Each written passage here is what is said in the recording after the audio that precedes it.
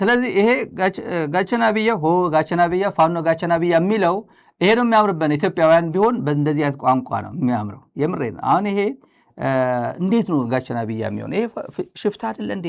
ይሄ እኔ 4 ኪሎ ካልገባው የሚል እኔ ብቻዬ አገር ልምራ የሚል አይደለ እንዴ ነው የሚለው አለቅላቂ የብልጽግና ድምጾች። ይሄ እያለ ያለው ግን ትክክለኛ ነው። ሀገር ጠባቂ ነው። ሀገር የሚረከብ ነው። ነገ ጧት የድርሻውን ሲገነባ የነበረ ህዝብ ተወካይ ነው። አሁን ህወሓት እኮ አሸባሪ ህገወጥ ህወሓት ሲባል የትኛው ህወሓት? መለስ የነበረበት ህወሓት ዝም ብለህ ብጠላ ማለት ነው። መለስ ነው አሸባሪ? ስዩም መስፍን አሸባሪ? ቴዎድሮስ አድሓኖም አሸባሪ? ማን የሚባል ነው አሸባሪ? አሁን እጅ ላይ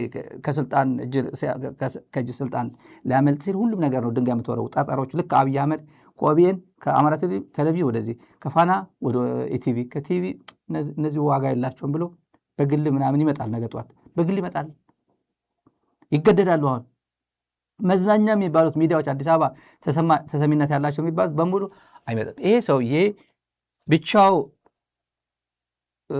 ኢፌክት ማምጣት እንደማይችል፣ ለውጥ ለማምጣት እንደማይችል፣ ተደማጭ ሊሆን እንደማይችል ሚዲያ ቢመርጥም በኢትዮጵያ ታዋቂ ሚዲያ የሚባል ሚሊዮኖች ፎሎወር ያለው እና ሳብስክራይበር ያለው ማለት ኢትዮጵያ ቴሌቪዥንና ፋና ነው። ስንት ሚሊዮን 1.2 ፎሎወር ነው ያላቸው ዩቲዩባቸው ላይ። ክሊክ የሚያደርገው የለም። ለምን?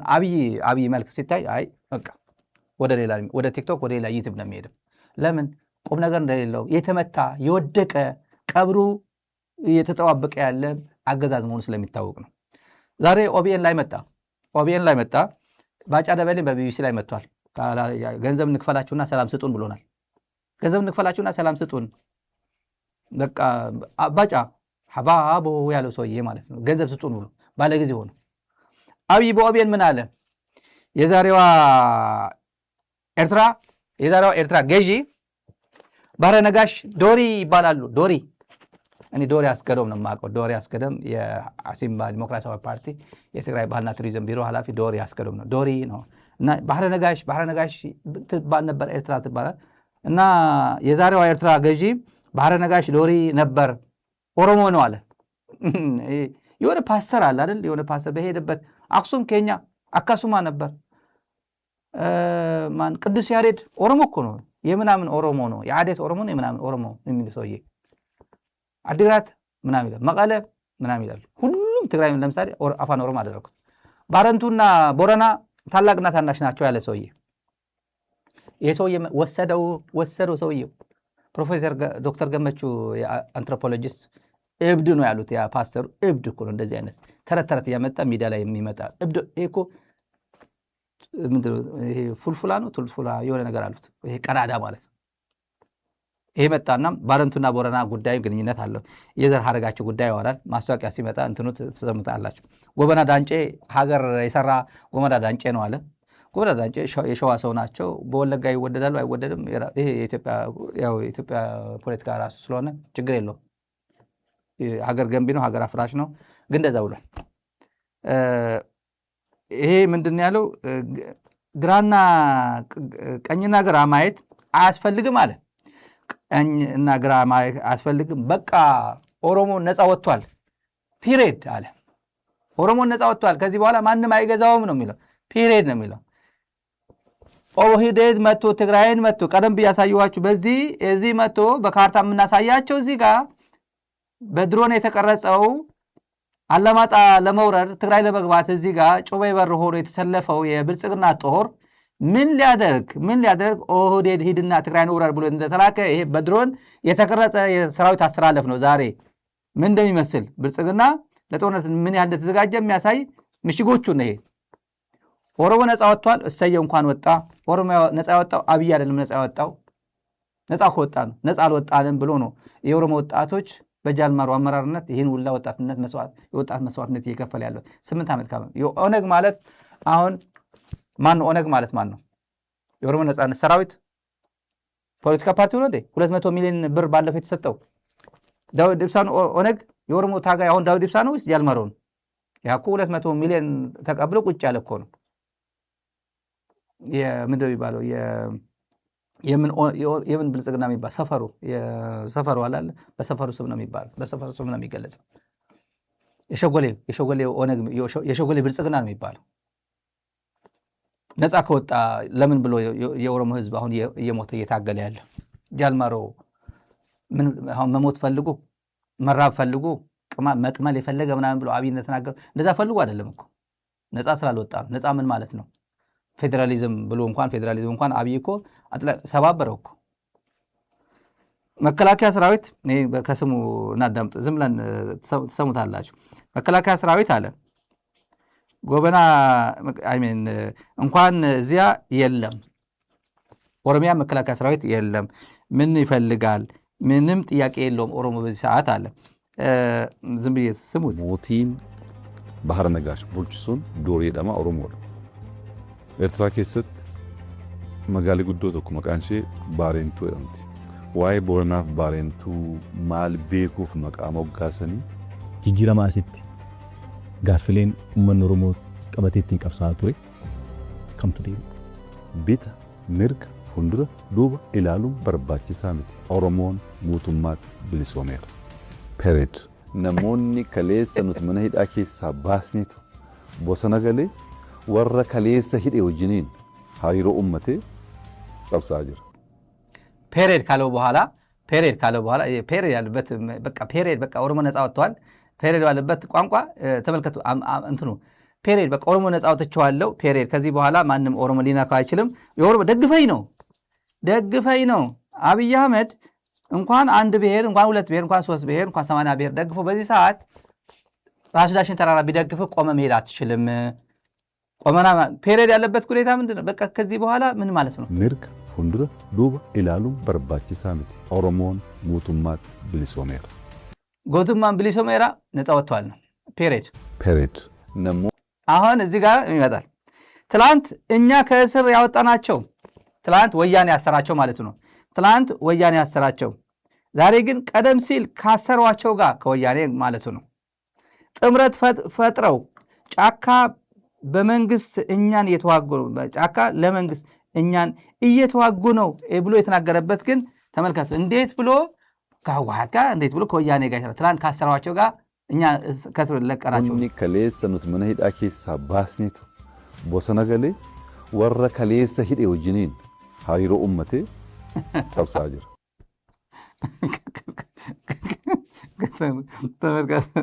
ተመልካቾች የዚህ ሰውዬ አሁን ትላንት ካሰርናቸው ከዚህ ምንድን ነው ያለ? እንዴት ነው አፄ ዮሐንስ ከገደሉ ሰዎች እንዴት ነው አፄ ዮሐንስ ከገደሉ ድርቡሽና ሱዳናዊ ጋር እንዴት ያልተቀደሰ ጋብቻ እንዴት ይፈጽማሉ አለ። ወደ ሱዳን ኤክስፖርት ያደረገው ኔትወርኩን ማለት ነው። አማራ ክልል ደግሞ አማራ እንደ ህዝብ ጠላት አድርጎ የፈረጀ ማን ነው? የሰሞኑ የነበረው እዚህ በኩል በአፋን ኦሮሞ ነው ይላል። አጋጣሚ ሆኖ ሌላ ቋንቋ ትግርኛ ነው። ወይን ቢጋብዙት ይመጣል። ወይን እንቀጥላለን። እንግሊዝኛ ደግሞ የለም ተይዘዋል። በቃ የለም፣ ላንቃው ተዘግቷል። በእንግሊዝኛ ምንም ፍንቅጭ የሚለው በሰሜን ኮሪያ ሄድበት አይርላንድ ነው ለሽልማት የሄደ ጊዜ how do you feel ስትል how do you feel what ያለ ያ ድምፅ ከየት ይመጣል? ከየት መጥቶ እንግሊዝኛ ይናገር? በዛ ድምፅ አጋጣሚ ተይዟል። አጠሬራ ይዞ እንኳን እንደ ጉሩም ጫላ አጠሬራ አድርጎ ምንድነው የሚባለው በሲጂቲ ኢንተርቪው አድርጎት ነበር ካሜራ ደብቆ።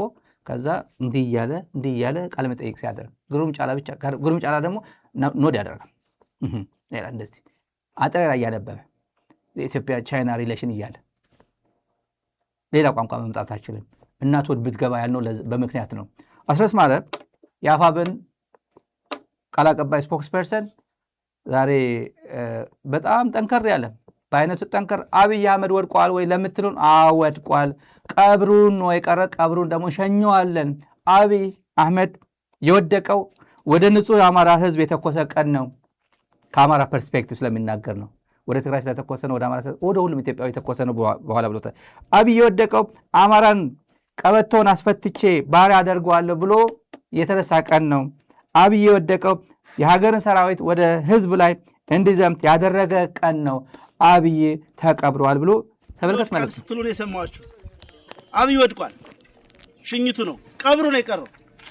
አብይ ወደቀው ወደ ንጹህ አማራ የተኮሰ ቀን። አብይ አህመድ የወደቀው አጨብጭበን ረጃጅም ሰንደቅ ዓላማዎች ዘርግተን በለውጥ ተስፋ ውስጥ ነን በደስታ የደገፈውን የአማራን ህዝብ የካደ ቀን። አብይ የወደቀው ሀገር የገነባውን የአማራ ህዝብ ጠመንጃ አልባ አርጌ ጉልበት አልባ አርጌ ትጥቅ አስወርጄ ቀበቶን ፈትቼ ባሪያ አረጋለሁ ብሎ ያሰበ ቀን የወደቀው። አብይ የወደቀው መላው ኢትዮጵያን በጦርነት አዙሪት ውስጥ ለማስገባት የወሰነ ቀን።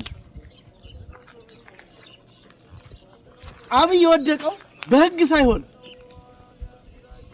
በፖሊሲ ሳይሆን በአዋጅ ሳይሆን በመመሪያ ሳይሆን በሱ ደመነፍስ ሀገር እመራለሁ ብሎ የወሰነ ቀን። አብይ አህመድ የወደቀው የኢትዮጵያን ብሔራዊ ጥቅም እንዲያስከብር የተደራጀውን መለዮ ለባሽ የሀገሪቱን መከላከያ ሰራዊት የራሱን ህዝብ እንዲወጋ ስምሪት የሰጠ ቀን። አብይ አህመድ የወደቀው የተባበሩት አረብ ኤምሬትስ ድሮኖችን ተውሶ በኢትዮጵያውያን ላይ የተኮሰ ቀን። አብይ የወደቀው መናንያንን፣ ገዳማውያንን፣ አርሶ አደሮችን፣ እናቶችን በእርሻ ማሳቸው፣ በገዳማት፣ በአብያተ ክርስቲያናት፣ በገበያ በተለያየ ቦታ በመደበኛ እንቅስቃሴያቸው ላይ እያሉ በድሮን እንዲመቱ ትዕዛዝ የሰጠ ቀን ነው። አብይ የወደቀው የኢትዮጵያን አየር ኃይል ምድቦች ለአረብ ኤምሬቶች የሸጠ ቀን ነው። ይህ ሙሉ ተከታተሉት። መግለጫውን ብዙ እንትን ዩቲዩብ ላይ የተጫነ ይመስለኛል። ገብታችሁ ሙሉ ተከታተሉት። ወደ 20 ምናምን ደቂቃ ይመስለኛል። ፕሮግራሙን ሼር አድርጉት፣ ላይክ አድርጉ። ሳብስክራይብ ሳታደርጉ የምትከታተሉ ከሆነ ደግሞ ሳብስክራይብ ማድረግ አትርሱ። ሚዲያችሁ ደግሞ ደግፉን። እስቲ እናነጻጽረው። አስረስ ማረና ተመስገን ጥሩነህ ሁለቱም የአማራ ልጆች ናቸው አይደል? ሁለቱም የአማራ ልጆች ናቸው። አስተላልፋቸውስ ተመልከት። አስረስ ሎየር ነው፣ ጠበቃ ነው፣ አስተማሪ ነው። በደንብ አድርጎ ጥብቅናውን እየሰራ ጥሩ ህይወት መኖር የሚችል ሰው ነው አይደል?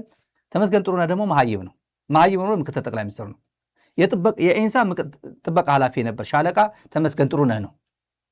ሻለቃ ተመስገን ጥሩነህ በትምህርት መሀይብ፣ ማይክሮሊንክ አብሮ ገብቶ ነበር ከአብይ ጋር እቺ ዲፕሎማ በዚህ ጊዜ ዲግሪ ወሰድኩኝ ምናምን የሚለው እሱም ዲግሪውን ዲፕሎማ ወስዷል።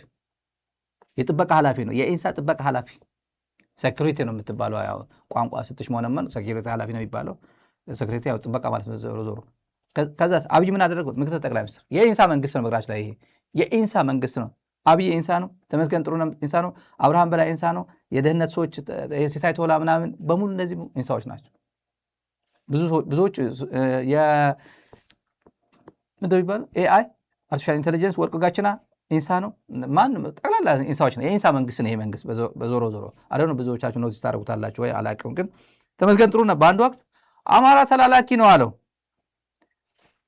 ይሄን ሁሉ ማለት ነው ይሄን ሁሉ ታጋይ አማራ ተላላኪ ነው፣ በታሪኩ ተላላኪ ሆኖ አይቼው አላውቅም ብሎ ሲሳደብ አማራ ህዝብ እንደ ህዝብ እገሌ ተላላኪ ነው እገሌ ባንዳ ነው የሚባለው ዝም ብሎ ማለት በግለሰብ ደረጃ ወይ እገሌና እገሌ ባንዳ ናቸው ይባል። ህዝብ እንደ ህዝብ ተላላኪ ነው፣ ህዝብ እንደ ህዝብ ባንዳ ነው የሚሉ እነዚህ ብልጽግና አካባቢ ብቻ ሰክረው እዛው ተጠልለው ያሉ ሰዎች ናቸው። አማራ በታሪኩ ባንዳዎች ሊኖሩ ይችላሉ። በዚህ ልክ ግን ተላላኪ ሲሆን አይቼዋለሁ። ተመልከቱ። እዚህ ላይ የራሱን ህዝብ የበደለ ትናንትና እንዲህ ስለበደለኝ መዋጋት አለብኝ ብሎ በነቂስ የወጣ ህዝብ ዛሬ ለዚያ ትናንት ለበደለው አካል መላላክ እጅግ ነውር ነው። እኛ በባህላችንም በሃይማኖታችንም ከዚህ ነገር መጸየፍ አለባቸው ብዬ ምክሬን ለመለገስ ነው። ይሄ ሰው በእውነት ሰው እንደዚህ ሲደፍር አይቻላቅም። አማራ ከውስጡ የወጡ ተላላኪዎች ይኖራሉ እንጂ ህዝብ ራሱ ባንዳ ሲሆን ተላላኪ ሲሆን አይቻላቅም ነው ያለው። ተላላኪ ሲሆን ከዛ የወጡ ነው የምናውቀው እንጂ ህዝብ እንደው ሲሆን አይቻላቅም የሚለው ይሄ ሰውዬ አይቀጡ ቅጣት ከሚቀጡት ውስጥ አንዱ ነው። አይሆፕ ነገሮች ያው እንዳልኳቸው ነው። መቼም ይህን ሁላ በካርታ የምናሳያቸው ምሽግ ነው። ይህን ሁላ በሳተላይት የምናሳያችሁ ነገሮች ምን ያህል ምሽጎቹ ተመልከቷቸው። የብልጽግና ምሽግ ቀጥ ያለ ወደዛ ነው፣ ትልቅ ምሽግ ነው። ወደዚህ አካባቢ የእግረኛ ምሽግ ነው፣ እግረኛ የተሰለፈበት ነው። ምሽጎቹ ተመልከቷቸው። እንደዚህ ደረጃ ምን አይነት ጦርነት እንደሚጠብቀው ብልጽግና እናየዋለን። እነዚህ ተመስገንም ሰው ሆኖ ምንም ስጋ ምን የሚባል ስጋ ሆኖ የሚባል ነገር አለ። ተመስገንም ሰው ሆኖ ተመስገን ምክትል ጠቅላይ ሚኒስትር ሆኖ አረጋ ከበደ ጉዳይ ደግሞ እንሂድ። አረጋ ከበደ ብልጽግና አካባቢ ያለው ጨዋታ ዶኩመንት የወጣ የአረጋ ከበደ ዶኩመንት አይታችሁ ይሆናል ብዬ ገምታለሁ። የአረጋ ከበደ ስንት ሚሊዮን ነው? 60 ምናምን ሚሊዮን ብር የተባለው ምንድን ነው የተፈጠረው? 66 ሚሊዮን ብር ለእድሳት ህንፃዋ በጣም ትንሽ ነች። ፎቶግራፍ ላይ መጣበታል በኋላ። ህንፃዋ ትንሽ ነች። ለእድሳት 66 ሚሊዮን ብር አዲሱ አረጋ አዲስ አበባ ሲሄድ የሚያርፍበት ተብሎ ህንፃዋ ራሱ ስንት ታወጣለች? 10 ሚሊዮን ታወጣለች? 15 ሚሊዮን አላውቅም። ምናልባት ዝም ብለህ 20 ሚሊዮን እንበለው ወይ 30 ሚሊዮን እንበለው። ግራውንድ ፕላስ 3 ነች፣ ግራውንድ ፕላስ ምናምን ነች። ዝም ብለህ በጣም ትንሽ 150 ካሬ ላይ ምናምን የምትመስል ለእድሳቱ ተብሎ እዛ ስለሚኖሩ ሲመላለሱ የሚኖርበት ለእድሳቱ ጠቅላላ 56 ሚሊዮን ብር ከነባቱ 66 ሚሊዮን 966 ሚሊዮን አለኝ ቁጥሩ 984457 ብር ከ86 ሳንቲም ከነባትን ጨምሮ ይላል የተከፈለ ለእድሳት ተብሎ 66 ሚሊዮን ሊያወጣ ይቅርና ህንፃው ራሱ 30 ሚሊዮን ማወጣ ህንፃ ነው። አረጋ ከበደ ነው። አማራ ክልል ያለው ሙስና ነው። ብልጽግና ተመችቶት በቃ አብይ አህመድ እንደፈለጋችሁ አድርጎ ብቻ አገልግሉኝ፣ አረጋ ከበደ የኔ ተላላኪ ሆነ አማራ ክልል ብቻ ተቀመጥ እንጂ የፈለከው ገንዘብ ኢንቨስት አድርግበት ተብሎ የተቀመጠና በአማራ ህዝብ ታክስ ፔየር ገንዘብ የሚጫወት ክልል ነው። ምርኮኛ አይደለም ነው እጅ የሰጠ ብልጽግና ወታደር ምርኮኛ ይባላል። ራሱ ስለሰጠ ወዶ ራሱ ገብቶ የሰጠ የብልጽግና ጦር ለፋኖ የሰጣቸውን ዛሬ ከፋኖ የሰማነው መረጃ ነው። ወደ ወሎ አካባቢ ላሉት ፋኖች እጅ የሰጡ ወጣቶች ናቸውና ስናይፐር ምናምን ይዞ ነው የገቡት። በጣም ጀግኖች ናቸው እነዚህ። ከነ ስናይፐራቸው ነው የገቡት። ጥሩ ነው አለ ስናይፐር ጥሩ ነው። ባዶ እጅ ከመግባት ስናይፐር ታንክ በጣም የሚመሰገን ነው። ምንድን ነው የሚለው የብልጽግና የተነገረን ብሎ ብልጽግና የተነገራቸው ኦሪየንቴሽን ላይ የተነገራቸው ጁንታው ነው የሚለው። ጁንታው ከጀመረ ጥሩ ነው፣ ካልጀመረ ግን ራሳችን ጀምረን መቀለ እንገባለን ነው ያሉን አለ። ከጀመረ ግን ራሱ ይጀምር፣ ካልጀመረ እኛ ራሳችን ጀምረን መቀለ እንገባለን አለን። ብልጽግና ደግሞ ሲገመግም ሰራዊቱ ሲገመግም ስለ ቲዲኤፍ እና ስለ ፋኖ አካባቢ ያለው ሲገመግም ሁለቱም ተገመገሙ። የሁለቱም ገማ በብልጽግና ሰራዊት ምን ይመስላል ጀነራሉ የገመገመው ነውና ጠንካራ ጎን የቲዲኤፍ ጠንካራ ጎን ብሎ የያዘው የሁለቱ ኃይሎች ነው። ኢንፋክት ጠንካራ ጎኑ ሁለቱ ኃይሎች ተጣመሩ፣ በቃ አይለያዩም ከዚህ በኋላ ነው። ቲዲኤፍ እና ፋኖ ጠንካራ ጎናቸው ከዚህ በኋላ ተጣምሯል ነው። እንዲሁ በዚህ አጋጣሚ እንደሰበር ዜና ማሰማችሁ ዛሬ እንደሰበር ዜና በቅርቡ ሁሉም ኃይሎች የጋራ መግለጫ ያወጣሉ። የጋራ በጽሁፍ ነው የሚወጣ መግለጫው፣ በጽሁፍ ሁሉም የኢትዮጵያ ኃይሎች ከህወሓት፣ ከአፋብን፣ ከእጉግሞ፣ ከበርታ፣ ከሌሎች አሁን ለማልጠቅሳቸው ጭምር ሊጠቀሱ ፈልገው ያው ሰርፕራይዝ እንዲሆንላቸው ማለት እነዚህ በሙሉ አንድ የጋራ መግለጫ በዚህ በቅርብ ቀናት ያወጣሉ። የጽምዶ ኃይሎች ባጭቋሮ የጥምረት ኃይሎች ናቸው። ወታደራዊ ጥምረት ፈጽመናል ያለው ኃይሎች በዚህ ሳምንት በቅርብ ጊዜ መግለጫ ያወጣሉ። ለኢትዮጵያውያን የብስራት ዜና ሄራልድ ያደርጋሉ ማለት ነው። ይሄን ልንገራችሁ እና ብልጽግና የገመገመው ሁለቱ ኃይሎች አንድ መሆናቸው በጣም ጠንካራ ጎኑ ነው። ለእኛ ፈተና የሚሆነው እሱ ነው አለ። ደካማ ጎን አሁን ለብልጽግና አድቫንቴጅ ተብሎ የተወሰደው ቲዲኤፍ ከፋፍለነዋል። ሐራ መሬት ምናምን ብለን ወደ ሐራ መሬት ምናምን ብለን በታትነነዋል። የተወሰኑ እንደ 2 ዓመቱ የትግራይ ጊዜ የነበረው መረጃ በጣም ጠንካራ ነው። ህዝቡ መረጃ በጣም እኛም ህዝብ ፐነትሬት አድርገን ለመግባት ከብዶን ነበር። አሁን ግን ትግራይ ውስጥ መረጃ የሚሰጡ ሰዎች አሰማርተናል። በሐራ መሬት በኩል ትግራይን ሰርስረን ገብተናል ይላል። ፋኖ ውስጥም አሰርገን አስገብተናል። ከውስጥ ሆኖ መረጃ የሚያቀብሉን አሉ አለ ይላል እና በዞብል አንድ መረጃ በዛ አጋጣሚ ልስጣችሁና ዞብል እስከ ራማ ያለው ደቡብ እዝ ነው። ከዞብል የብልጽግና ሰራዊት ማለት ነው። ከዞብል እስከ ራማ እዛው ራማ የሚባለው አለ እዛ አካባቢ ያለው ደቡብ እዝ ነውና 6 ወር ሙሉ ተሐድሶ የሚባለው ስልጠና ሲወስዱ የነበሩ ናቸው። የተሐድሶ ስልጠና ሲወስዱ የነበሩ ናቸው። አሁን አምጥተው ወደዛ ነው ቁጭ ያደረጓቸው። መንግስት የተማመነበት በጣም ትልቁ የሚባል መንግስት የተማመነበት ይሄ ካሚካዙ የሚባል ድሮኖች አጥፍቶ ጠፊ ድሮኖች አሉ። አጥፍቶ ጠፊ ድሮኖች አይዟችሁ እዚህ አካባቢ ላስቀመጥ ነው ብሎ 50 ኪሎ ሜትር በእግረኛ ካለበት በዚህ ከዞብል እስከ ራማ አካባቢ ያለው ከ50 ኪሎ ሜትር ራቅ ብሎ ወደ ጭፍራ አካባቢ ነው ያደረጓቸው። እነዚህ አጥፍቶ ጠፊ የሚባለው የብልጽግና መሳሪያዎች ማለት ነውና አይዟችሁ እኛ አለን እነሱ ይኖራቸዋል ግን እኛ እዚህ አካባቢ አለን እያሉ ሞራል ለሚገነቡት ይሄ ደቡብ እዝ ዞብል እስከ ራማ አካባቢ ያለው እንደዚህ አይነት መረጃ እየተሰጠ የሞራል ግንባታ እንደሚሰጣቸው ለፋኖ ኃይሎች እጃቸው የሰጡ የብልጽግና ሰራዊት አብራርተዋል። የኢትዮጵያ ልጆች ምክር ነው። አሁን ቀጥለም ትንሽ ሐሳብ እናቀርበው።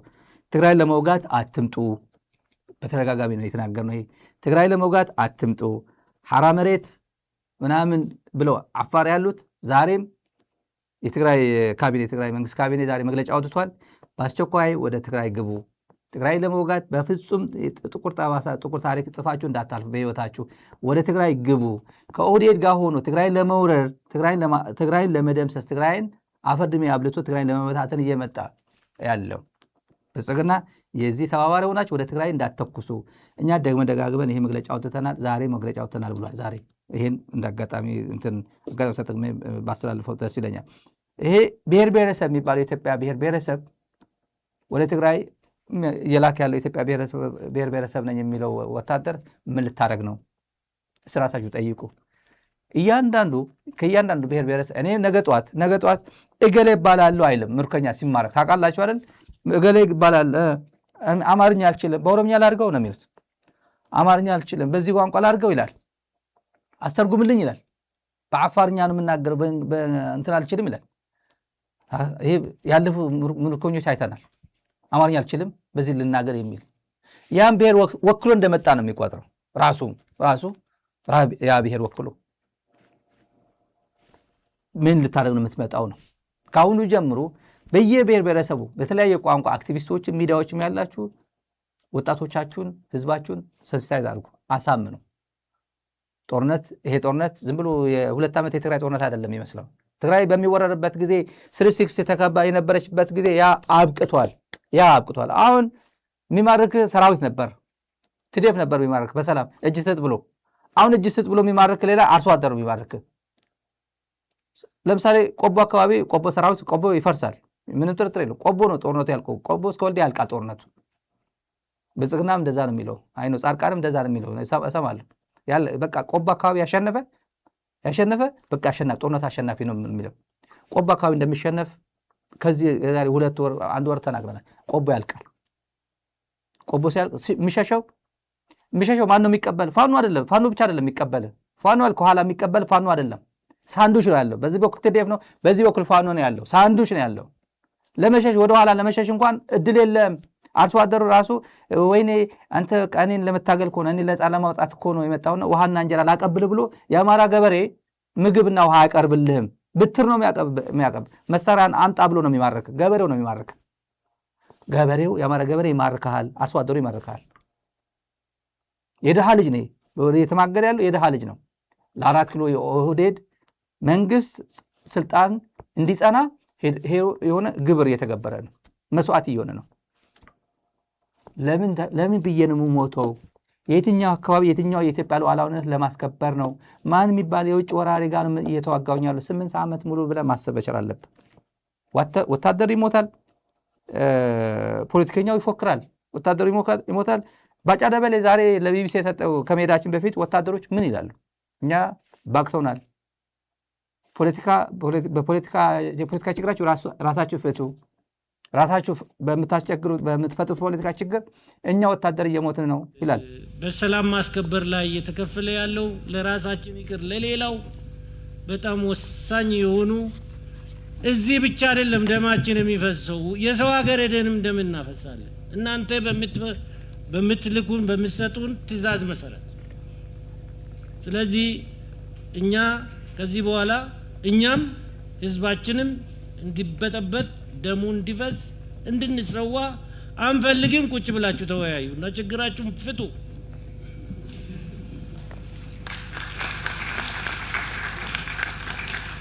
ጓዶቼ ጋር ያለችው እቺ ናት ስለዚህ እኛ መስዋዕትነት የምንከፍለው ኢትዮጵያ ህዝብ መስዋዕትነት የሚከፍለው ቁጭ ብሎ መነጋገር ባለመቻል ስለሆነ ይሄ ነገር ወደ ህሊና ተመልሶ ቁጭ ብሎ መነጋገር የሚሆነውን ማድረግ ነው እንዲሁ ዝም ብሎ የግጭቶቻችን ምክንያት መሆን የለባቸውም አጀንዳ መፍጠር እንግዲህ አይ ቲንክ ጥሩ ምክር ይመስለኛል ይሄን እንዲህ ብሎ የተናገረ ባጫ ደበሌ በበኩሉም ቢቢሲ ላይ መጣና በኬንያ የኢትዮጵያ አምባሳደር ይላል በኬንያ ተሸኝቷል ሰውየው ወደ ኢትዮጵያ ጥሪ ተደርጎለታል በነገራችን ላይ ዝም ብሎ ታይትሉ ገና ስላልጸደቀ ነው እንጂ ተሸኝቷል ወደ ጦርነት ኦሬዲ አንደኛው ወደ ግንባር ሊሰጡ የትኛው ግንባር እንደሚሰጡ ወይ ወታደሩን ሞራል መገንባት ምናምን ዩኒፎርም አስለብሶ እንደሚያሰማራው ነው የሚገመተው እንጂ የትኛው ጦር ግንባር ሊመራ እንደሚችል አይታወቅም 4 ኪሎ ባዶ ቢሆንም አለ ንቀቱ ማለት ነው ባጫ ደበሌ እንዲህ ብሎ ሲያወራ ያ ሐባቦ ብሎ የሚወዛወዘው ይመስላል እሱ እኮ አይመስልም እኮ ጀግና እኮ ነው የሚመስለው እኮ ጀነራል ሆኖ 17 ቀን በኋላ ወደ ኬንያ አምባሳደር ሆኖ ተብሎ የተሸኘ ሰውዬ ያ ሐባቦ ወጥቶ እስከ ኬንያ አምባሳደር ሁሉም ያልቀመሰው ነገር የለም ይሄ ሰውዬ ያልቀመሰው ነገር የለም ምንም በቃ ሁሉም ነገር እኔ ትዝ የሚለኝ ሸረ እንዳስላሴ የሐየሎ ማርያ ሐውልት የተገነባ ጊዜ 2000 ላይ የተገነባ ጋዜጠኛ ሆኜ ሄጄ ነበርና ማዕከላዊ እዝ የሚባሉና አበባው ታደሰ እነ ብርሃኑ ጁላ ያስገነቡት ነው ማዕከላዊ እዝ የሚባሉና አክሱም ሮማዊ ሆቴል ድግስ ነበር የመጨረሻ ድግስ ሚሊኒየም ሲከበር እና የሐየሎም ለመዝናኛ ኢቲቪ መዝናኛ የሚባል ይሆናል ብዬ ኢንተርቪው አድርጌ ፕሮግራም ሰርቼ ቤተሰብ የሐየሎም ቤተሰብ ምናምን ኢንተርቪው አድርጌ ለብርሃኑ ጠጋ አልኩኝና ብርሃኑ ጁላ ማንን ኢንተርቪው ላድርግ ለዚህ ፈልጓል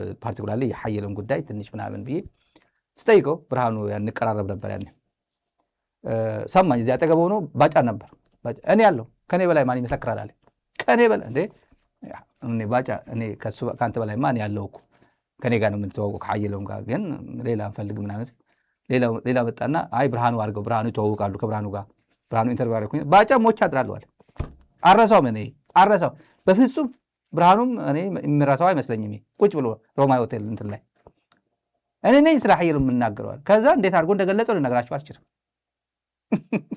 ምክንያቱም ሁለት ብርጌደር ናቸው ባጫም ብርጌደር ነው ያኔ ሐየሎም ብርጌደር ነበር የሐየሎም እኩል አድርጎ ነበር ኢህአዴግ የሰጠው ማዕረግ የሰጠው እነዚህ ህወሓት እኮ የተቀጠቀጡት የተሰደቡት የተዋረዱት የትግራይ ህዝብ የተሳደበው እኮ በታሪክ ታይቶ የማይታወቅ ምርኮኛ ኢታማዦር ሹም ምርኮኛ ጀነራል እገሌ ሜጀር ጀነራል እገሌ እያለ በሙሉ ደርድሮ ቁጭ ያደርጋቸው እኮ ኦህዴድ አሁን የምርኮኛ ስብስብ ኦነግ ኢህአዴግ ህወሓት ኦነግን አጋር አድርጎ ወደ አዲስ አበባ ቢመጣ እንደዚህ አይነት ወንጀለኛ ኦፒዲዮ ይፈጥራል አይፈጠርም እኮ በትግራይ ላይ እየፈጸመ ያለው የኦህዴድ ስብስብ ኦነግ እንደዚህ አይነት ሊፈጽም ይችላል እኔ አይመስለኝም ምንም ስብዕና የሌላቸው ስልብ የሆኑ ሁሉ ሰብስቦ ጀነራል እገሌ ሚኒስትር እገሌ እያደረገ ቁጭ አድርጎ መጨረሻ ላይ ትግራይ ላይ እንዲያዘንቡ ነው እድል የሰጣቸው ሁሉም በቂም በቀል የተሰባሰበ ትውልድ ነው ባጫ ደበሌ አሁን ቁርጥ ቀን ነው ባጫ ወዴት ሊዘምት ይችላል ወደ ትግራይ ከማን ጋር ይገጥማል ከምግበይ ጋር ይገጥማል ከጆን መዲድ ጋር ይገጥማል አይገጥምም ከሐሊባይ ጋር ይገጥማል ከሐዲስ ኤፍሬም ጋር ይገጥማል ከሌሎቹ ጋር ይገጥማል አይገጥምም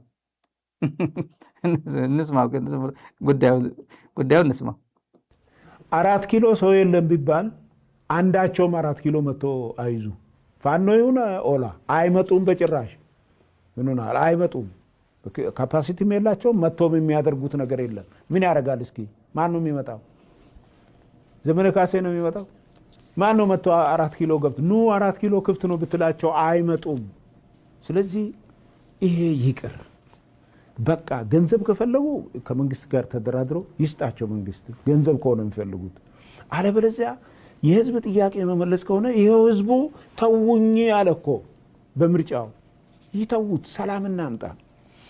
ሰላም ካልመጣ አሁን መጨረሻው መጨራረስ ካልሆነ በስተቀር ውጤቱ አሸናፊ ተሸናፊ የሚባል ነገር የለውም።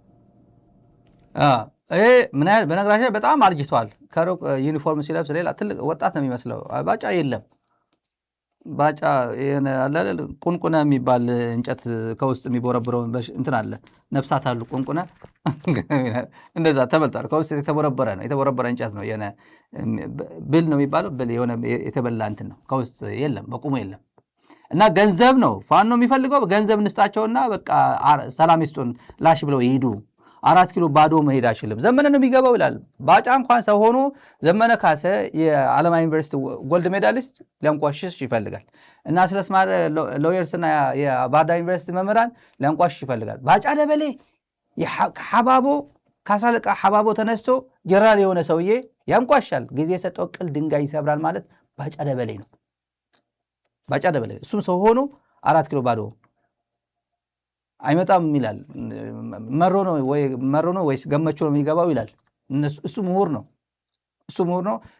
አማራ ግን ምሁር የለውም እና በነገራችን ምን ያህል ተጨንቀው እንዳለ በእውነት እኔ በታሪክ በጣም ሰው እንደ ቀልድ አልገባው ነበር። አዲስ አበባ ያሉ ቲክቶከር ፖለቲካ የማያውቁ ምንም መለስ በህይወት ይኑር ኦባማ ስልጣን ላይ ይኑር የማያውቁ ቲክቶከርስ አሉ።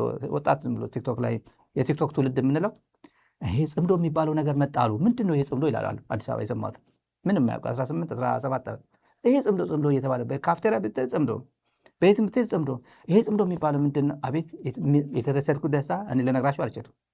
ብቻችን ነበር ጽምዶ የምንለው እዚህ የዛሬ 1 ዓመት 2 ዓመት ጽምዶ የምንል ነበር ብቻቸው። እዚህ አልገባው፣ አሁን በሙሉ ገባው። ተጽዕኖ ፈጣሪነቱ ገባው። ጽምዶ የሚባለው ወንድማማችነትን ከፍ ማድረግ ነው። ከፍ ካለ በኋላ ጠብቀኝ የሚል ኃይል ይመጣል።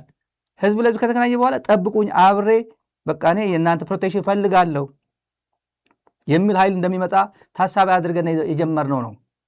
ብልጽግና አፈርድሜ በልቶ አንድ ነገር ልንገራችሁ። ሽመልስ አብዲሳ የሆነ ድግስ ነበር። እኔ አስመራ በሄድኩ ጊዜ አጋጣሚ ሽመልስ ትንሽ ይገምት ይሆናል፣ ይሄ መረጃ በማን ሊወጣ ይችላል ብሎ ሊገምት ይችላል። ግን ችግር የለውም ልናገረው፣ ብዙ ሰው ስለነበር እዛ ላይ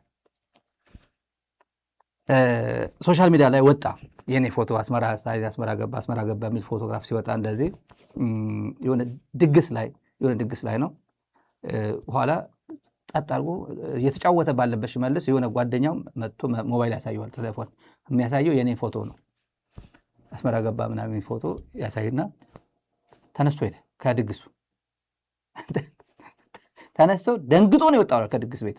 የሆነ ትልቅ ኤቨንት ነው። ወጥቶ ነው ሄደው። ምን ነው ቢባል ወጥቶ ሄደ። እንግዲህ የሆነ ስብሰባ ስልክ ላይ ያደርግ ምናምን ሊሆን ይችላል። አይ ቲንክ የገባ ይመስለኛል ያን ጽምዶ ምን ማለት እንደሆነ። ምን በቃ እንዴት ብሎ ይደፍራል። አስመራ መሄድ ህልም፣ ጎንደር መሄድ ህልም ብሎ የለ እንደ ጋሼ አብቹ አባመላ የሚባለው የሎሬት ብሎ የሚጠቅሰው ብሎ እንዴት ብሎ ሄደ።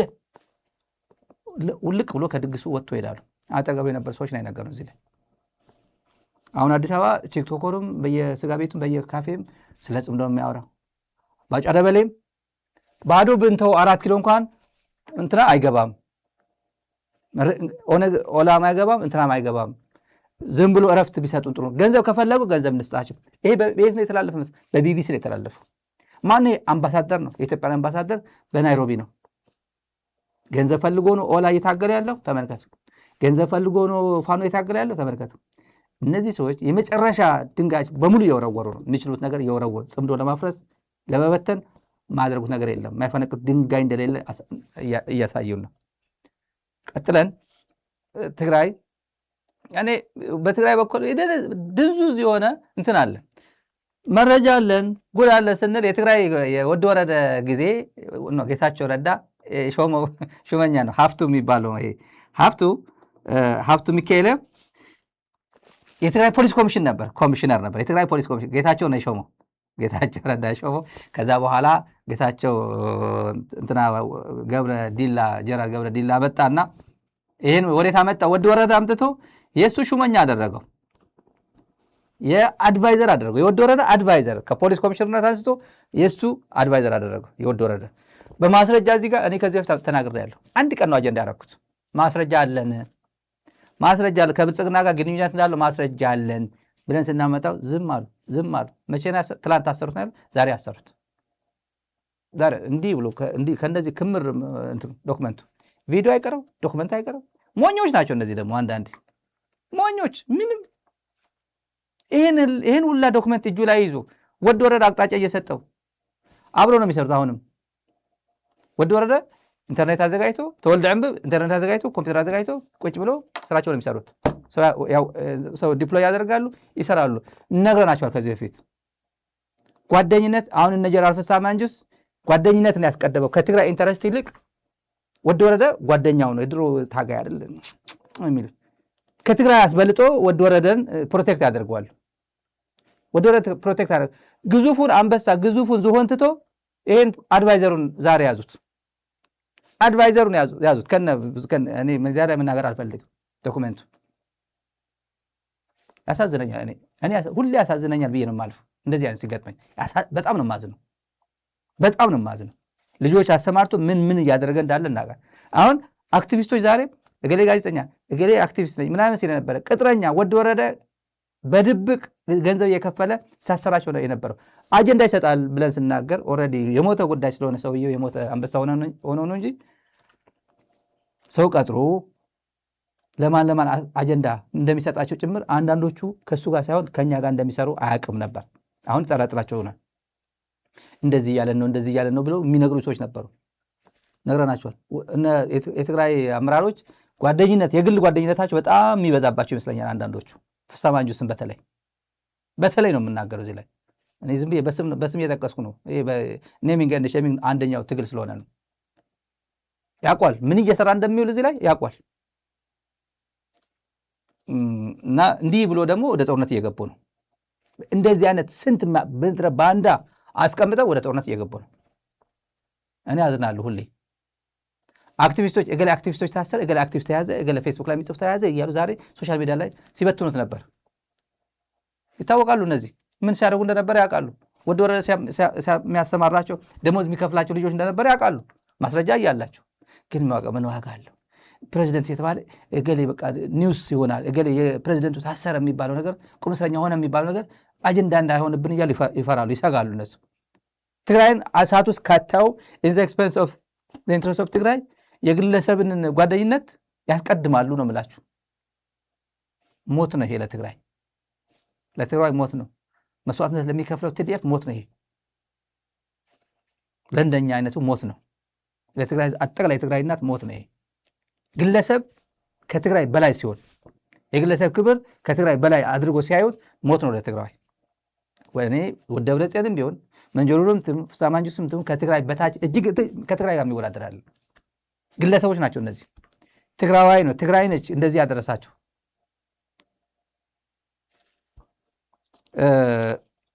ኤንዌይ ይሄን ከበርካታ ዶክመንቶቹ ጋር ነው የተያዘው።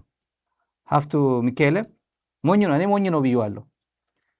ይሄን ሁላ አገልጋይ ሆኖ ማዕት ሚሊዮን እንደሚቀበል ማዕት ሰዎች እንደሚያሰማራ ሐራ መሬት አደራጅ ሆኖ ኢንፎርሜሽን ከዚህ በኩል ለብልጽግና ቀጥታ አቀባይ ሆኖ አብይ ቢያገኘው ይሄ ሰውዬ ወደ ፍርድ ቤት አያቀርበውም፣ ወደ ፍርድ ቤትም አያቀርበውም አብይ ቢሆን።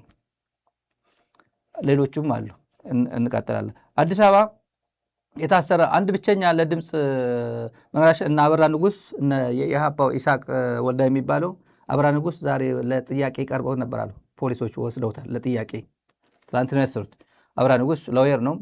ሚዲያ ላይ ሀሳቡ ይገልጻል። ይሄም አሰሯቸው አሉ። ብልጽግና ብቸኛ በቃ ሚዲያ እኔ በፈለገ ይምጣ ቢገለኝ ይግደለኝ ያለ ድምፅ ሲሆን የነበረው ሰውዬ ይሄም ታሰረ አሉ። አሳዛኙ ነገር እሱ ነው። አንድ መረጃ ከዱባይ አካባቢ የደረሰን ጌታቸው ቮድካ ዱባይ ሄዶ ያደረገው ልንገራቸው።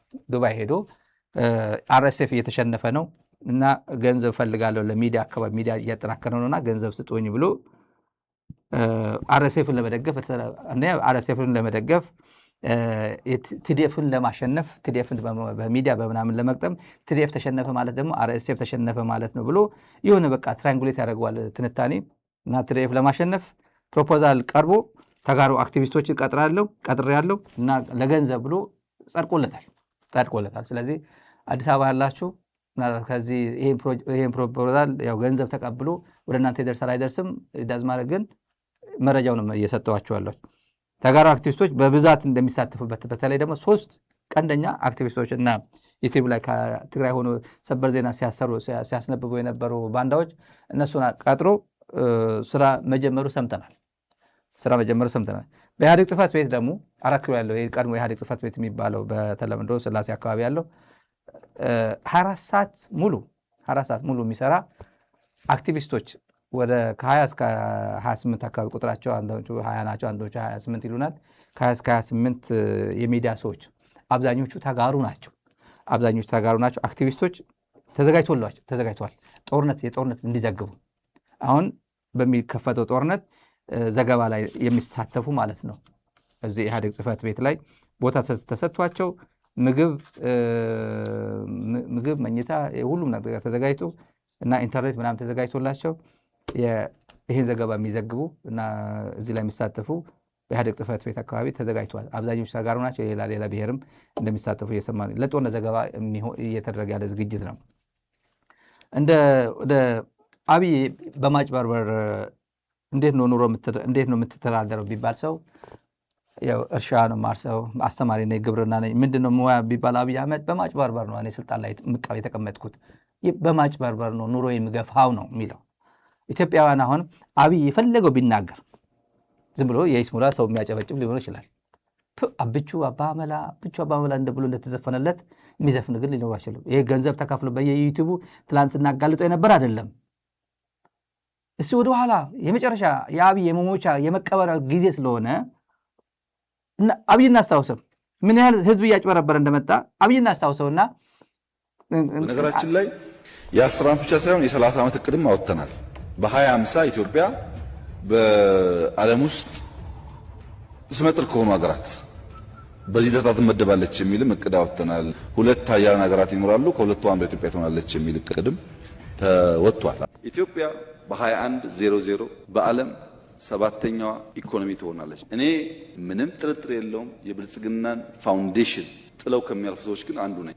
ኢትዮጵያ በ2100 በዓለም 7ኛዋ ኢኮኖሚ ትሆናለች። በዓለም የኢትዮጵያ ፕሬዝዳንት አብይ አህመድ አሜሪካ ሄዶ የአሜሪካን ቢያስተዳድር ቱማች ከባይደን የበለጠ ማስተዳደር ይችላል ብዬ አምናለሁ።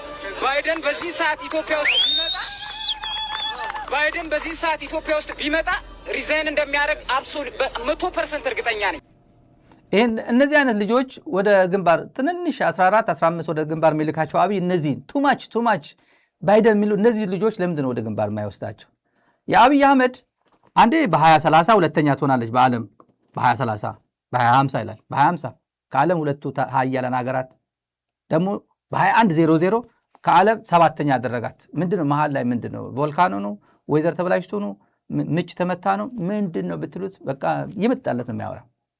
ይህ ዘመን እስቲ ወደ ኋላ የሽኝት ጊዜ በአቀባበሉ የነበረ በስካሩ ጊዜ አስመራ ሄዶ እኔ ካልነዳው ብሎ ታውቃላችኋል። አስመራ ሄዶ ፕሬዝዳንቱ እዚህ እያሉ ቦዲጋርድ እዚህ እያሉ ፕሮቶኮል እዚህ እያሉ መኪና ስጡኝ እኔ መኪና ካልነዳው አስመራ እሱ ነው የነዳው። ኮሚሽታቶ ነዳው እኮ በዚህ በኩል እኮ ወደ ሰንበል ነዳው እኮ በዚህ በኩል እኮ ወደ ምጽዋ አካባቢ ነዳው እኮ ምናምን አብቹ ባመላ ሚለው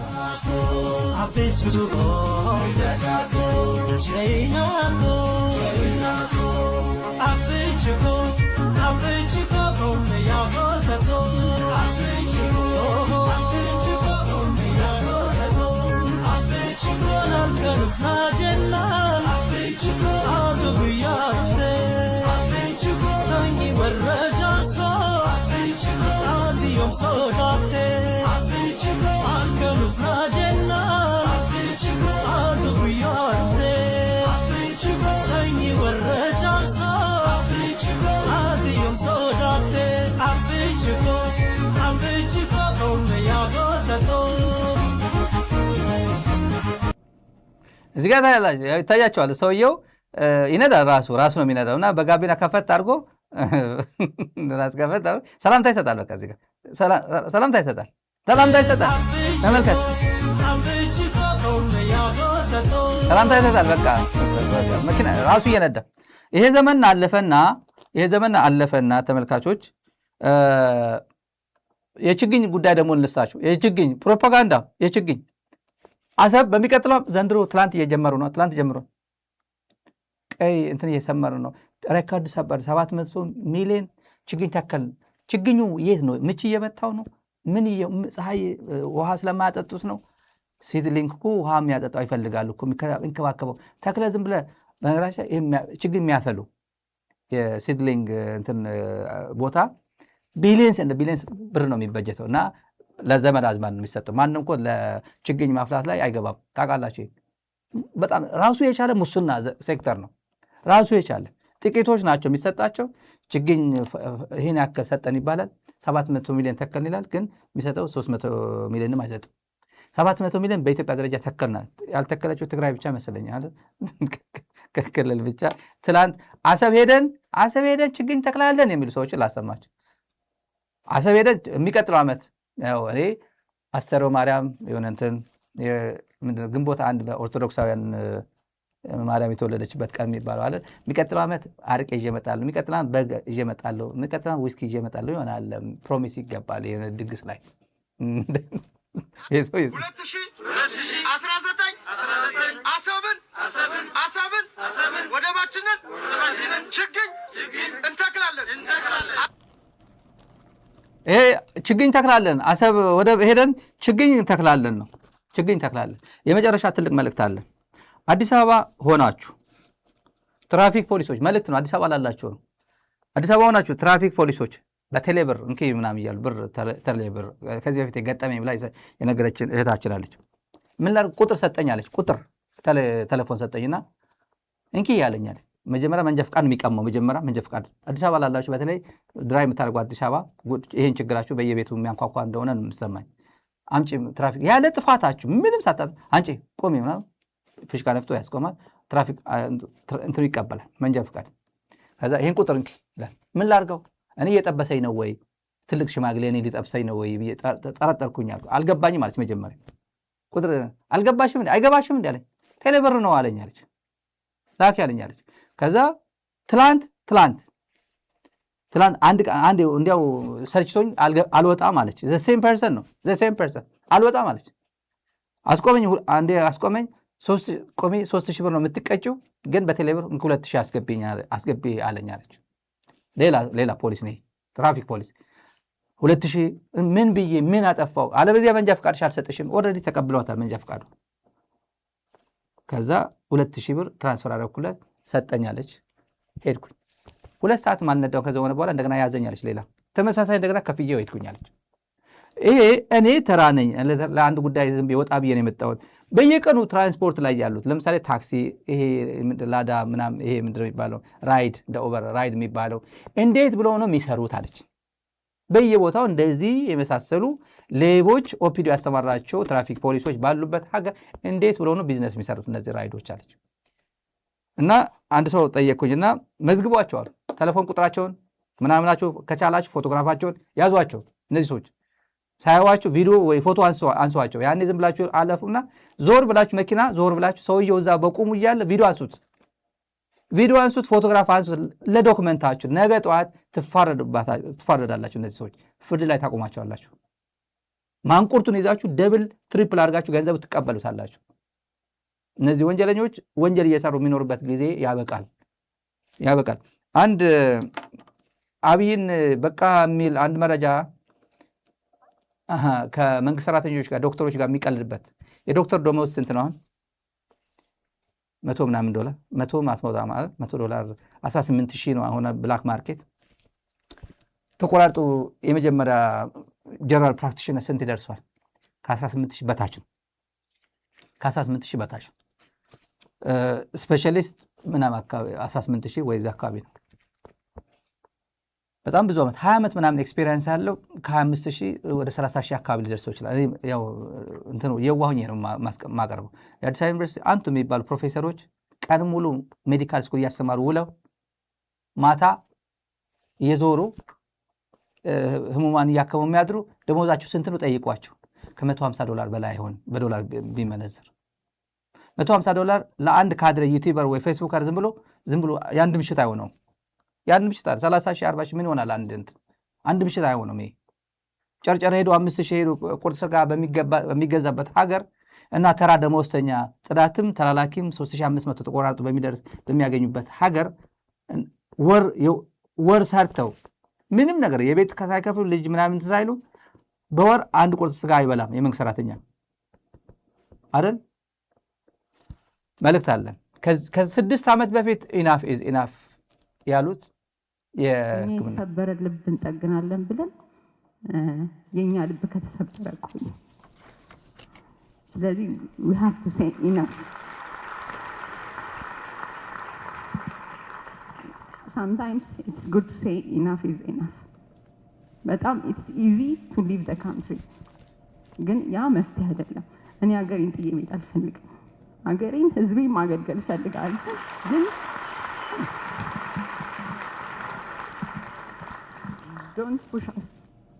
don't push us ነው enough is enough። እኔ ከሀገር መውጣት ቀላል ነው። አይ ቲንክ ወጣች ነው የሰማሁት። ሀገር ቤት የለችም መሰለኝ ሰምቻለሁ። እንደዛ የሆነ ሰው ነግሮኝ ወጣለች መሰለኝ። ኤኒዌይ ሜዲካል ዶክተሮቹን ሕክምና ዘርፍ ያሉትን በሙሉ ሰብስቦ ባናገራቸውና እንደዚህ ብለን መኖር አንችልም። ኢናፍ ኢዝ ኢናፍ። እንደዚህ አይነት አገራችንን ህዝባችን ማገልገል በጣም መታደል ነው። ግን በእንደዚህ አይነት አይደለም መኖር የምንችለው። ይሄ ዛሬ 6 ዓመት የተደረገው ውይይት ነው። እነዚህ ዶክተሮች እነዚህ የሕክምና ሰዎች አጋጣሚ የሕክምና ሰው ስላነሳው ነው። በዛን ሰዓት እንደዚህ አይነት ኮምፕሌን ከነበረባቸው ዛሬ በምን ደረጃ ላይ እንዳሉ ማየት ስላላቸው ምንድነው መናገር አይቻልም። በአዲስ አበባ ውስጥ መናገር አይቻልም። አንዴ ሀሳብ መግለጽ አይቻልም። ስለ ኮምፕሌን እኖራለሁ አልኖርም ይሄን ጉዳይ እንዴት ብዬ ወጣበታለሁ ብሎ ነው የሚጨነቀው እንጂ ይሄ ርቦኛል ምናምን አይደለም። አሁን ችግሩ ያለው አብይ በዚህ ሰዓት እንደዚህ ሆናለሁ ልነጠፍል አብይ ሆይ ሳምባዬን መተንፈሻዬን ኩላሊቴን ሲል የነበረው ሰው በምን ደረጃ ላይ እንደወደቀ ምንድነው ኦሮሚያ ቴሌቪዥን ሄዶ ኦሮሞን ነፃ ወጥቷል ኦሮሞን ነፃ ወጥቷል ባህር ነጋሽ ቡልቹሱን ዶሪ ደማ ኦሮሞ ኤርትራ ከሰት መጋለ ይሄ እንደዚህ ነው። መቃንሺ ባሬንቱ እንት መቃንሺ ይላል። ያው ስሟ ባረንቱ በሮናና ባረንቱ ዝምድና ሲያገናኙ ይላል። ሰባዘር ምናምን ሰባዘር ድሮ ትግራይ ውስጥ ትልልቅ ሰዎች አሉ። ቆጥሮ አንድ ትግራዋይ አንተማ 7 6 ምናምን ጎንደር ይወስዳል 5 ምናምን የሆነ ቦታ ይወስዳሉ። በጣም ዘር ማንዘር በመቁጠር የሚታወቁ ሰዎች አሉ። አንዳንዱ ደግሞ ከቅድሚያት በኋላ ማያውቃል። እንደኔ አይነቱ ብዙ ሆነ ያላቀ ከቅድሚያት በኋላ ይሄ ሰውዬ ባረንቱና ቦረናን ያገናኛል። መጨረሻ ሰዓት ላይ እንደዚህ ነው እንኳ ኢናፍ ኢዝ ኢናፍ ስትባል መጨረሻ ላይ የማይገናኝ ነገሮች ስታገናኝ ነው የምትውለው። ተመልካቾቻችን ዛሬ ቀደም ብዬ ነገርኳችሁ። እቺ ወደ ፋኖ ልኳት ፋኖ ቀለብ የሚያረጋት እንትና ልንገራችሁ። እቺ አጥፍቶ ጠፊ ድሮን የምትባለው አብይ የሚተማመንባት ድሮን እነዚህ ናቸው። ፋኖ ቀለብ አድርጎ ጣልጣል ያደረጋቸው ናቸው። እነዚህ ዝም ብዬ አጋጣሚ ሰውየው ምንድነው ከየት አመጣው እንዳይሉ እንጂ እንደዚህ ነገሮች እነዚህ ናቸው አብይ የሚተማመንባቸው ቀለብ ያደረገባቸው። ፕሮግራማችን በዚህ እንዘጋለን። ተመልካቾቻችን ለነበረን ቆይታ እጅግ እናመሰግናለን። ከዚህ ቀጥሎ አንድ ትግርኛ ፕሮግራም አለ። ከትግርኛ ልዩ ዝግጅት አለን። ትግርኛ እንድትከታተል በዚህ አጋጣሚ ጋብዛችኋለሁ። ትግርኛ ተከታታዮች ማለት ነው። በተረፈ ሚዲያችሁን ደግፉ። የዚህ ሚዲያ ደጋፊዎቻችን ሚዲያችሁን ደግፉ። ስክሪን ላይ ባለው ዜር ካቻፕ ቁጥራችን ደግፉን። ዩቲዩብ ላይ ስትገቡ ጆይን የሚል ነገር አለው። ጆይን የሚለውን ክሊክ አድርጋችሁ በያላችሁበት ዛሬ ሚዲያ የምትወዱ የምታከብሩ እና ማገዝ የምትፈልጉ ጆይን አድርጋችሁ ሚዲያችሁን በተለያየ መንገድ ደግፉን። ስትደግፉን እንበረታለን፣ እናገለግላለን። ለነበረን ቆይታ እናመሰግናለን። ስለምትደግፉን እናመሰግናለን።